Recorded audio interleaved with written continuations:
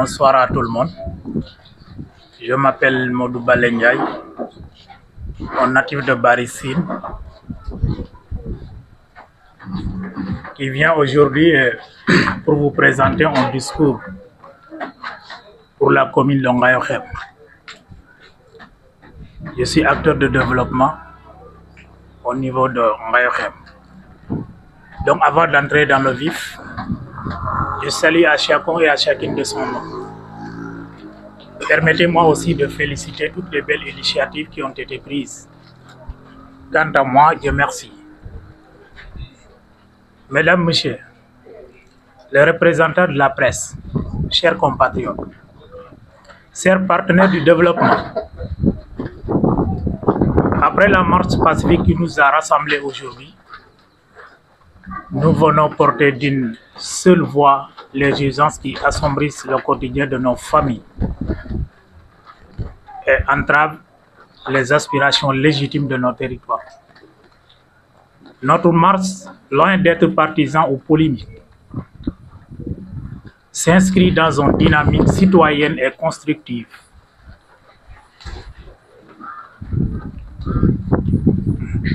Aligné sur la vision 2050 Diomaye Sonko, un cap ambitieux pour un développement harmonieux, juste et inclusif.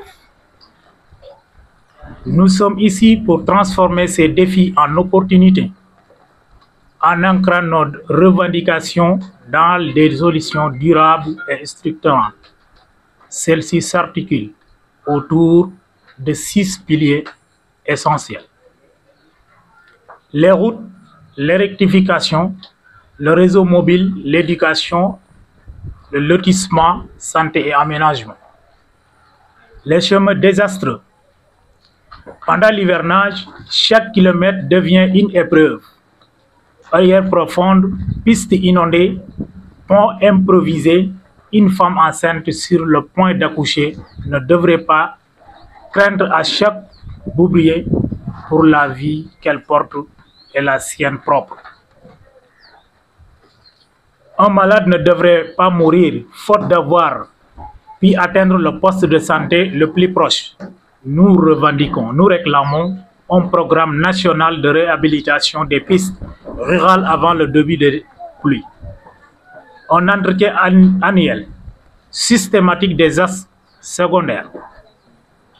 L'installation des lampadaires solaires aux abords des routes et des points dangereux. L'électrification. En 2025, ils subissent encore des localités plongées chaque nuit dans l'obscurité. Par ailleurs, les coupures répétées détruisent nos congélateurs, nos modestes moyens électroniques. Nos enfants révisent à la lueur d'une lampe à pétrole. Nous demandons l'extension du réseau de distribution à 100% de tous les villages de la commune de Ngayokhème d'ici 3 ans. Un plan de maintenance préventive pour réduire drastiquement les délestages, augmenter le débit de l'électricité afin de garantir le bon fonctionnement de nos outils ou équipements électroniques. Couverture réseau. À l'heure de l'économie numérique, la 4G reste introuvable dans presque tous les villages de la commune de Ngayokhème, plus particulièrement Barimouna. Parfois, un simple appel téléphonique est impossible. Cela signifie des commerçants qui ne peuvent confirmer une commande web ou Orange Money, des élèves qui ne peuvent pas suivre un cours en ligne, des agriculteurs qui ne peuvent consulter des prévisions météo, etc. Nous exigeons l'implantation de nouvelles antennes relais dans les zones blanches identifiées. Des obligations de qualité de service contrôlées et publiées dans chaque trimestre. Un tarif social de la data pour les étudiants et les jeunes entrepreneurs. Éducation. Une salle de classe avec 80 élèves n'est pas une école, mais plutôt un pari sur l'abandon. Nous saluons les efforts consentis mais il demeure insuffisant. Nous sollicitons la construction urgente de salles supplémentaires dans les 10 académies surchargées. Un programme de formation continue et d'incitation au maintien des enseignants dans les zones rurales.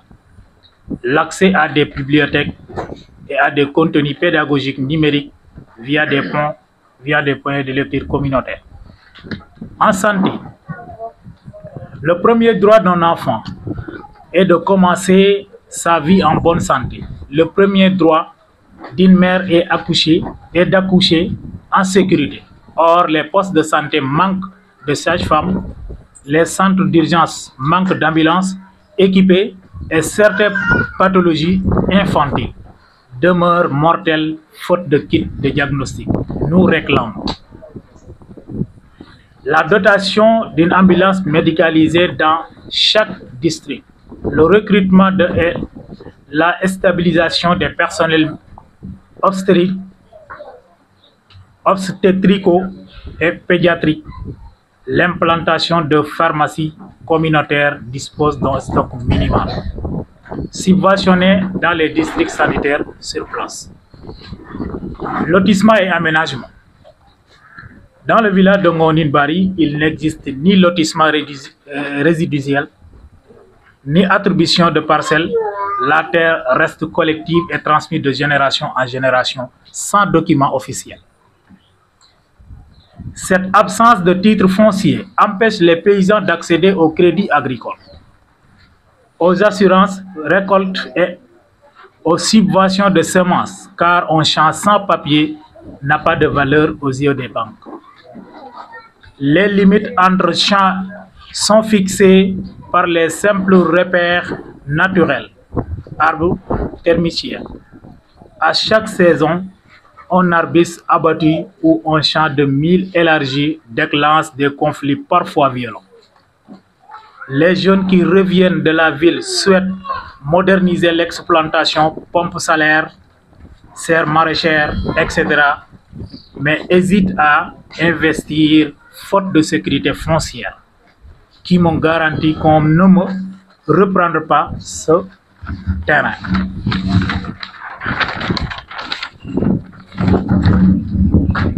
Nous exigeons le déploiement d'équipes mobiles du service des domaines équipés de GPS, mesurage parcelle par parcelle, en présence de propriétaires traditionnels et du chef de village, délivrance d'un certificat d'occupation coutumière, transitaire, convertible en titre foncier agricole dans un délai de 24 mois, taxe divisée par 2 pour les exploitations de moins de 5 hectares. Formation de 5 jeunes du village comme agents paratopographes qui suivent les achats de domaines, localisent chaque champ et enregistrent les limites sur tablette. En conclusion, c'est tout ce qu'on voulait dire.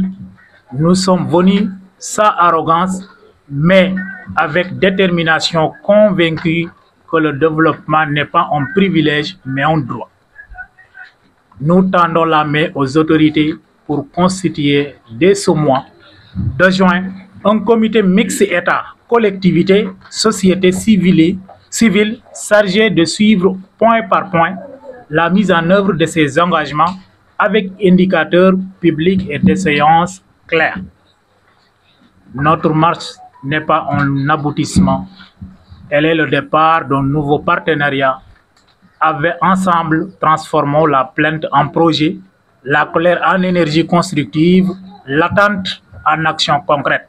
Car il n'y a pas de propriété durable si une partie de nos concitoyens reste dans l'ombre. Je vous remercie.